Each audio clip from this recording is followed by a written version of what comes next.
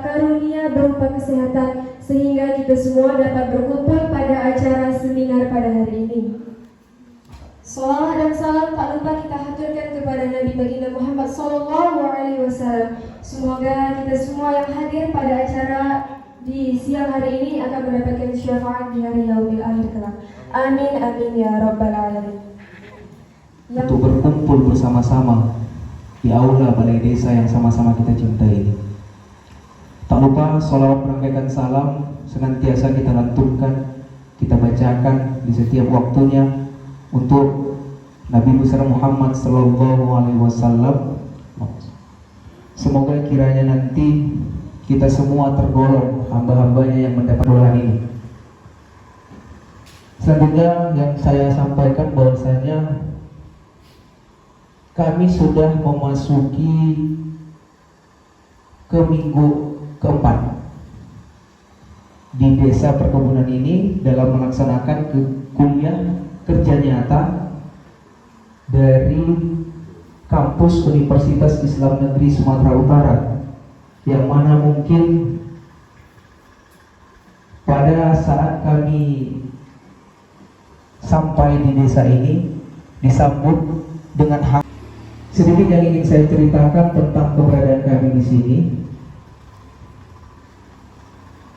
Jujur kalau dari saya selaku ketua umum kelompok KKN 17 ini, saya sangat berterima kasih kepada seluruh masyarakat, baik bapak-bapak, ibu-ibu, atau adik-adik, atau abang-abang, tanpa terkecuali. Mungkin rasa terima kasih kami ini tidak dapat kami bayar mungkin dengan jasa atau balasan, tetapi kami menyerahkannya kepada Allah Subhanahu wa Ta'ala atas kebaikan dari masyarakat dan bapak-bapak dan ibu-ibu yang ada di desa ini, untuk membalas kebaikan dari masyarakat di sini. Saya serahkan kepada Allah Subhanahu wa Ta'ala agar sekiranya membalas dengan setimpal. Keberadaan kami di sini terhitung 1 minggu kurang lebih, kami akan berpamitan kepada bapak-bapak dan ibu-ibu dan masyarakat desa Pulahan ini.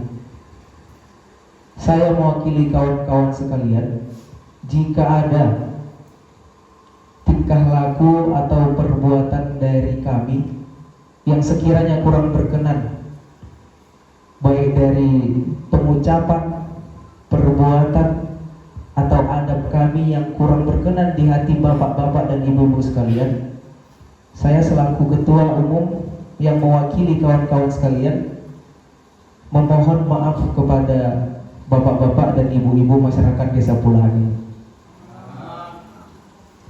Mungkin untuk menceritakan kisah kami, di minggu pertama itu, di 3 hari itu kami masih beradaptasi untuk mengikuti kebiasaan desa ini. Dan setelah di minggu pertama itu kami menjalankan program kerja yang sudah kami bahas, bahkan sudah disediakan oleh kampus, yang mana mungkin itu sudah terrealisasikan selama 4 minggu atau 3 minggu kurang lebih. Jadi sekali lagi mungkin terima kasih saya ucapkan atas bantuan dan partisipasi dari bapak-bapak dan ibu-ibu masyarakat desa perkebunan Pulahan ini, yang mungkin kalau seandainya tidak ada bantuan dari masyarakat ini atau dari Pak Kades juga, mungkin kegiatan dan program kerja kami itu tidak dapat terrealisasikan. Sekali lagi untuk mengakhiri kata sambutan dari saya ucapkan terima kasih yang sebesar-besarnya untuk masyarakat perkebunan desa Pulahan yang sudah membantu kami dari A sampai Z bisa berbentuk dengan arahan mungkin dan bimbingan, beserta bantuan dan dari segi tempat mungkin barang yang memang mungkin bisa kami pinjam, itu saya ucapkan terima kasih banyak untuk mewakili dari kawan-kawan KKN yang lainnya. Saya akhiri, cukup sekian. Wabillahi taufiq wal hidayah. Wassalamualaikum warahmatullahi wabarakatuh.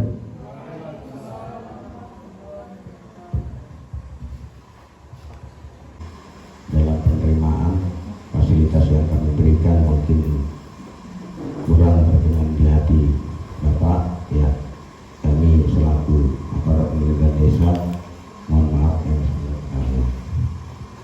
Dan di sini juga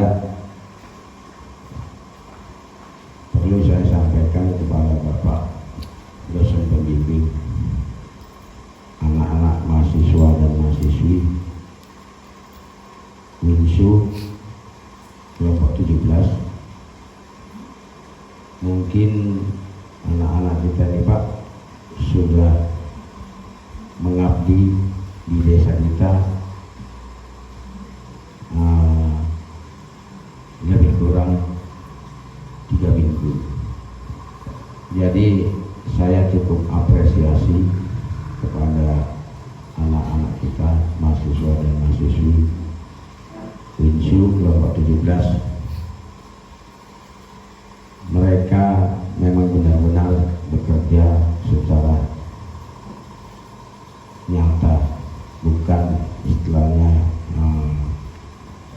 formalitas, tapi memang benar-benar anak-anak kita ini betul-betul pengabdian yang dibuat oleh mereka cukup bagus. Setiap ada kegiatan-kegiatan yang ada di desa, anak-anak kita ini selalu tampil. Mungkin pada acara 1 Muharram juga beliau mengadakan suatu kegiatan yang sifatnya kegiatan keagamaan. Jadi saya juga berharap mungkin kegiatan-kegiatan yang dilaksanakan oleh anak-anak kita seluruh mahasiswa dan mahasiswi kelompok 17 Winsu Medan, mungkin ini bisa menjadi bekal atau cikal bakal nanti anak-anak kita untuk mengabdi kepada masyarakat. Jadi saya berharap mudah-mudahan nantinya anak-anak kita ini menjadi anak yang berguna bagi bangsa, agama, dan orang tua. Cukup kami apresiasi Pak. Jadi saya memang benar-benar dari sekian banyak mahasiswa-mahasiswa yang sudah kuliah di desa kita ini, ya terus terang aja Pak, mungkin baru kali inilah yang memang benar-benar apresiasi kami seluruh masyarakat memang benar-benar bekerja nyata tanpa pamrih. Ya mungkin kami berharap juga bagi adik-adik kami mahasiswa dan mahasiswi, mungkin kalaulah memang kami selaku kepala desa dan mewakili dari seluruh masyarakat yang ada di desa Perberkulahan, mungkin ada penyampaian ataupun tutur kata kami yang kurang pas, ya kami selaku mewakili dari seluruh masyarakat desa Perberkulahan ini mohon maaf yang sebesar-besarnya kepada adik-adik kami. Jadi mungkin acara ini Pak akan dibawa nanti atau dipandu oleh selaku bidan desa kita untuk menyampaikan program yang sudah menjadi pokok dari anak-anak kita ini. Jadi itu program stunting. Jadi kalaupun memang nanti visi, yaitu nanti Ibu Bidan Desa yang akan menyampaikan. Jadi sekali lagi, mungkin acara ini saya buka tepat pada pukul 14.44. Jadi saya juga berharap kepada bidan desa nantinya dalam penyampaian permasalahan pencegahan ataupun bagaimana untuk nanti mengatasi masalah stunting, ya kami mohonlah Ibu Bidan Desa untuk menyampaikan supaya tujuan dan fungsi perkebunan itu bisa dijalankan di dalam kehidupan kita sehari-hari. Jadi untuk ini Pak, kami selaku aparat pemerintahan desa dan mewakili dari masyarakat, mungkin di sana sini ada penyampaian ataupun tutur kata kami yang kurang pas. Saya atas nama pribadi mohon maaf kepada Bapak Ibu Perdana Hadirin dan kepada Allah Subhanahu wa taala saya mohon maaf, mohon ampun. Saya akhiri, billahi taufiq wal hidayah. Assalamualaikum warahmatullahi wabarakatuh. Alhamdulillahirrahmanirrahim. Terima kasih kepada Bapak Tusin yang telah memberikan sepatah dua katanya. Baiklah, kita akan memasuki acara puncak atau serta mewujudkan masyarakat bermanfaat. Martabat. Yang saya hormati Kepala Desa Perkebunan Kelurahan, dan yang saya hormati Bapak dosen, dan yang saya hormati Bapak Ibu yang hadir sekalian, dan yang saya sayangi adik-adik KKN. Baiklah, di sini saya akan menjelaskan apa itu stunting. Sering dengar ya kan, stunting. Stunting itu gagal tumbuh pada anak balita usia 0 sampai 5 tahun akibat dari kekurangan gizi, sehingga anak terlalu Pak dosen pembimbing lapangan untuk menyampaikan sepatah dua patahnya mengenai tema kita pada hari ini. Kepada Bapak dosen pembimbing lapangan, kami persilakan waktu dan tempat dengan segala hormat.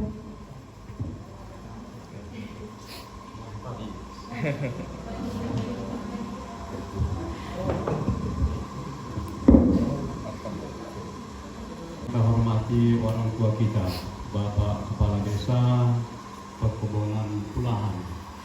Pulahan ini adalah diambil dari sebuah perusahaan besar di sini, yaitu nama sebuah PT. Yang kedua adalah ingatan bahwa pada masa lalu Pulahan ini berasal dari Pulau Hantu.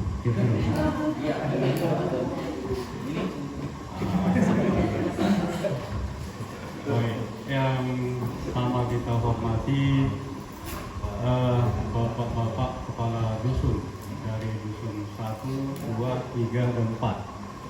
Sebanyak 4 dusun. Demikian juga sama kita hormati tokoh agama atau tokoh masyarakat. Ada Bapak Ketua DKM kita yang berhadir beserta kita di sini. Demikian juga sama kita hormati para ibu-ibu PKK di Kelurahan Perkebunan Pulahan ini, dan teristimewa kepada narasumber pada hari ini, yaitu Ibu Suryana sebagai Ibu Bidan Desa yang telah menyampaikan isi rangkuman stunting kepada kita semua. Akhirnya Pak, saya malu berdiri sebab saya pendek. Buat stunting juga ini.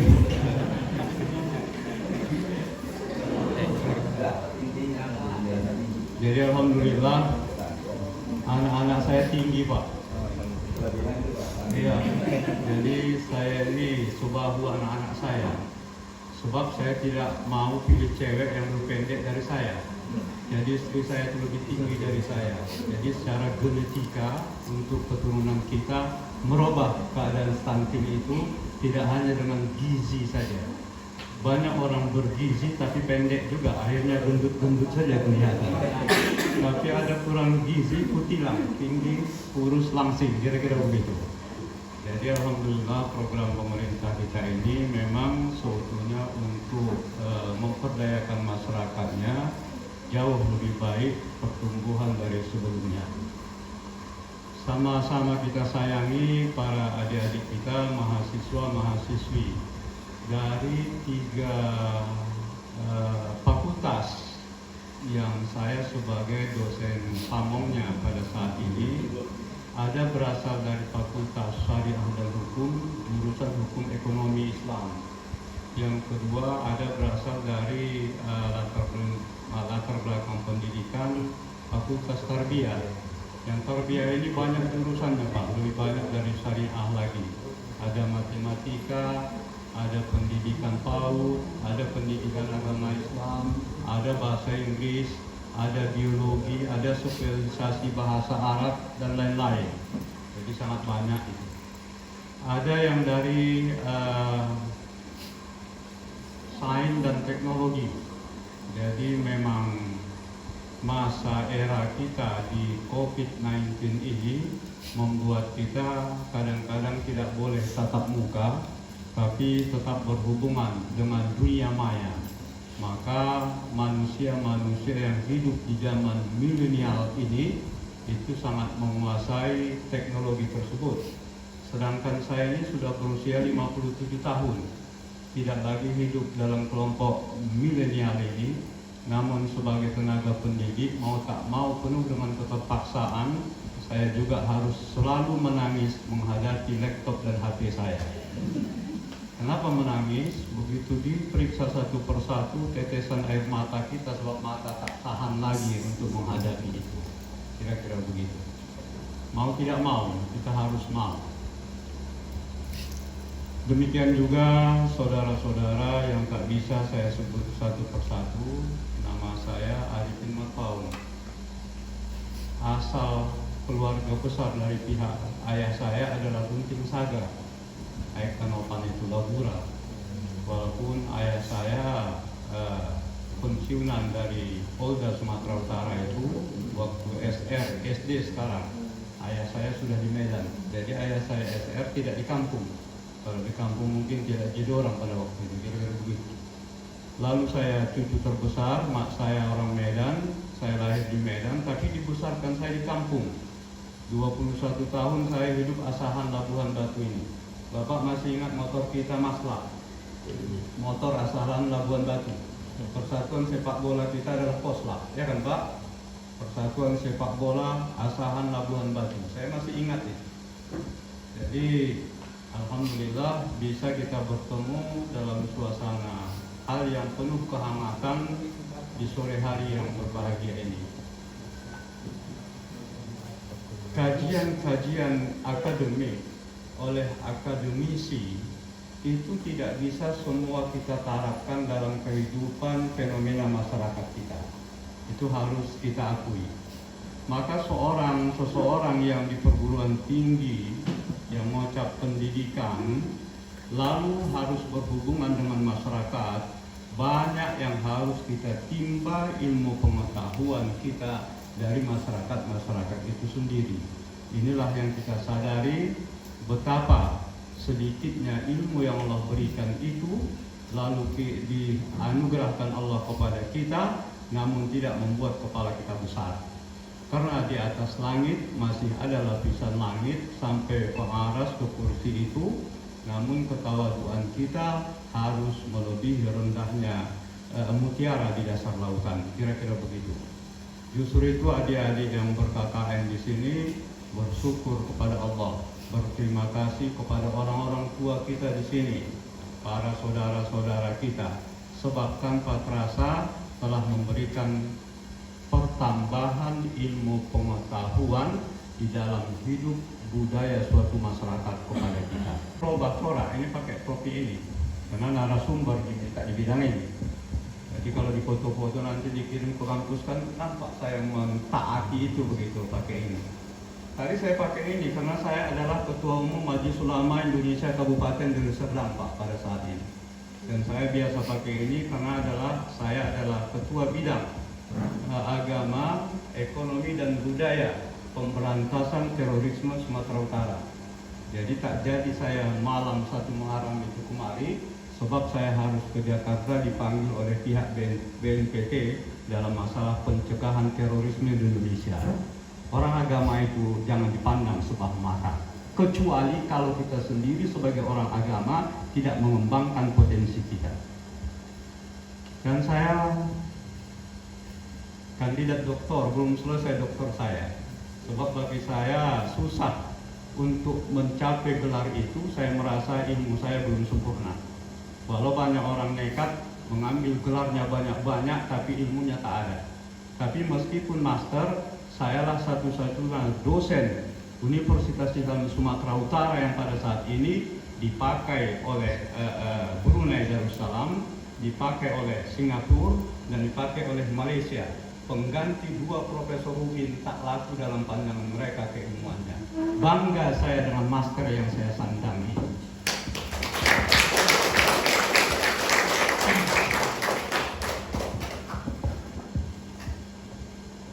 Lalu berbicara tentang martabat desa, begitu judul ini. Judul ini upaya pencegahan stunting guna menciptakan desa yang bermartabat. Begitu saya masuk, saya minta kepada supir yang membawa kami turun di masjid besar atau masjid raya itu. Saya ingin mempelajari situasi, sebab baru kali ini saya menjejakkan kaki saya ke wilayah ini. Lalu saya bel, Saudara Fadlan jemput saya di masjid ini. Mobil dibawa yang lain. Sepanjang jalan saya melihat ada PTP 4 dengan sabitnya, ada yang lain-lain. Saya perhatikan fenomena masyarakat. Lingkungannya bersih-bersih, tanaman-tanamannya banyak, ada beraneka ragam jambu saya lihat. Ada pepaya sampai pepaya mengkal di situ, ada mengkal buahnya satu saya tengok di situ. Dia panjang mengkal buahnya. Adik-adik KKN tidak memperhatikan, saya perhatikan sampai ini. Lalu saya lihat lingkungannya, di dalam pemikiran saya ini adalah masyarakat mayoritas suku Jawa. Itu.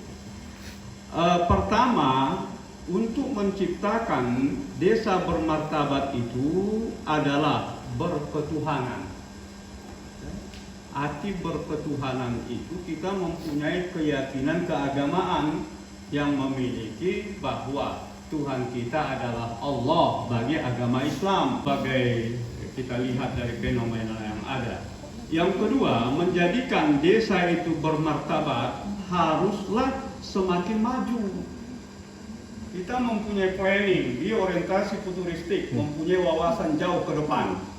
Bapak Kepala Desa mempunyai misi-misi ke depan. Bagaimana desa ini jauh lebih baik daripada saat baik yang kita rasakan ini. Itu harus kita dukung. Kita dukung. Selama itu adalah kebenaran, kebaikan, kita dukung. Ini adalah desa kita bersama. Yang ketiga, berkesejahteraan. Nah ini. Tapi jangan kita ukur sejahtera kita itu harus sama si A dan si B. Tidak, lihat kualitas kita lah. Saya punya kualitas, saya itu hebat membuat pecal. Maka buka warung pecal. Izinnya minta izin dari Pak Kades. Dikeluarkan izin nanti turun UMKM, ya kan Pak? Ini buka warung pecal, izinnya tak ada. Begitu bantuan UMKM bertebar, dia tidak bisa ambil. Ini contoh ini saya katakan ini. Urus. Aduh Pak, maunya saya pemalam sama Bapak sama Ibu di sini. Ya waktu lah Pak. Saya potong-potong saja lah ini ya. Berikutnya itu bersikap kegotong royongan. Wah, Masya Allah. Inilah yang dimiliki suku Jawa ini. Makanya berhasil Presiden Soeharto ini membuat transmigrasi penduduk Pulau Jawa ke beraneka ragam pulau yang ada di Sumatera. Lalu suku Jawa ini bekerja keras membuat desa bermartabat. Berikutnya, lingkungan hidup yang lestari, terlestari. Lingkungan hidup, tengok, kita pandangi setiap rumah itu ada tanam-tanamannya, ada bunga-bunganya. Bukankah itu membantu pernapasan bumi? Indah. kemarau, cahaya matahari, orang bentang tikar di bawah, angin bertiup redup-redup enak juga, lebih indah daripada AC yang ada di rumah kita itu. Ya, Pak.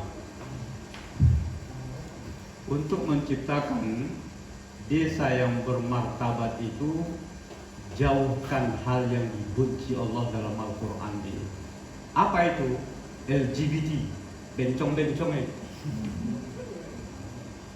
Kaum homoseks, lesbi, itu sangat besar dosa-dosanya. Orang berzina sangat besar dosa-dosanya.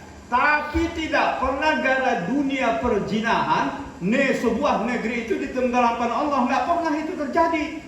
Kasus yang terjadi itu faktor adalah gerakan-gerakan LGBT. Jadi mudah-mudahan 10 macam ini kita hindarkan hal-hal yang untuk membuat desa kita itu bermartabat. Mari sama-sama kita pikirkan, sama-sama kita dukung. Ini mungkin sumbangsi dari pemikiran saya. Lebih kurang saya mohon maaf. Wabillahi taufiq wal hidayah. Assalamualaikum warahmatullahi wabarakatuh.